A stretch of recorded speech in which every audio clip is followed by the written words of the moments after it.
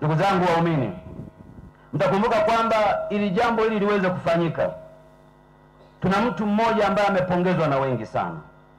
Naomba na mimi mnikubalie nimshukuru na kumpongeza sana Mwashamba Baskofu Tassius Ngarekumtwa, ambaye ameliongoza jimbo hili la Iringa kwa miaka 32. Lakini kabla ya kuwepo Iringa, mwezi Januari 1993 alikuwa askofu mwandamizi wa jimbo la Sumbawanga kwa muda wa miaka 4.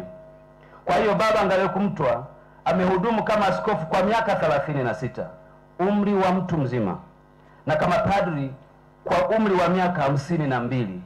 Mtumishi wa umma amebakiza miaka 8 tu kustaafu. Yeye amehudumu katika kazi ya kuitikia wito. Nataka nikupongeze sana baba, kwanza kwa utumishi wako uliotukuka kwa jimbo hili la Iringa, na baadaye kuzalisha jimbo jingine la Mafinga. Umekuwa baba mwema kwa wengi. Tumeona wajukuu zako hapa na vitukuu wako walivyokuwa wakiimba na kukushangilia siku ya leo.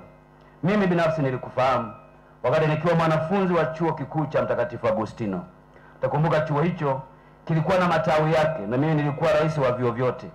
Nikaja, wewe ulikuwa mwenyekiti wa governing board ya Ruko. Ulitupokea ukatuambia, fanyeni kazi moja ya kusoma.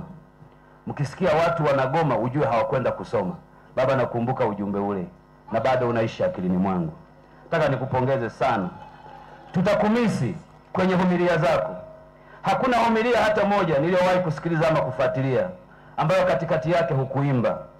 Uliimba wimbo mmoja, wakati mwingine nyimbo mbili.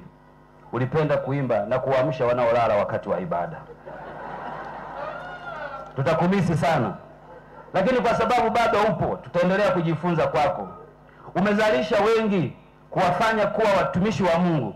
Ninaamini watafuata nyendo zako na nyayo zako. Na ile aliyosema Mheshimiwa Mkuu wa Mkoa, unyenyekevu wako umeonekana hapa. Jamani, kwa kawaida mwanadamu angependa kuchukua pointi zote 3. Baba alivyokuja hapa wakati anazungumza, akasema mimi nimefanya kazi, inawezekana, tena anajipa renki ya madhaifu mengi ambayo mimi sijawahi kuyaona, na akasema kwa moyo wa unyenyekevu, kama yapo mniachie mimi. Moyo huo umetufundisha wengi, ni darasa kubwa la kuwa wanyenyekevu. Baba kwa dunia ya leo angekuwa mwingine, hapa pangechimbika, angeanza. Wakati nikiwa askofu walikuwa 60 tu, nikafanya wakawa 200. Angezungumza, na kwa sababu ya miradi amekusaidia sana makamu wa rais wa baraza la maaskofu kueleza yale uliyopitia. Lakini wewe umezungumza kwa kidogo, lakini huku ukiwaachia wanadamu wajue kuwa wewe ni mwanadamu, kama kuna madhaifu wa kuachia. Baba, nataka nikuhakishie, mimi mwenyewe nimejifunza kwako, na nakuombea kwa Mungu. Mungu akubariki sana. Kwa Wanairinga na waomba muendelee kumwenzi mzee huyu, muendelee kumuombea baba huyu.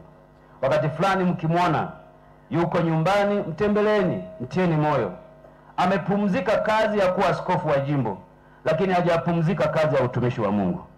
Ataendelea kuwasikiliza wale wenye matatizo, ninaamini hata wanyima nafasi ya kuwasikiliza.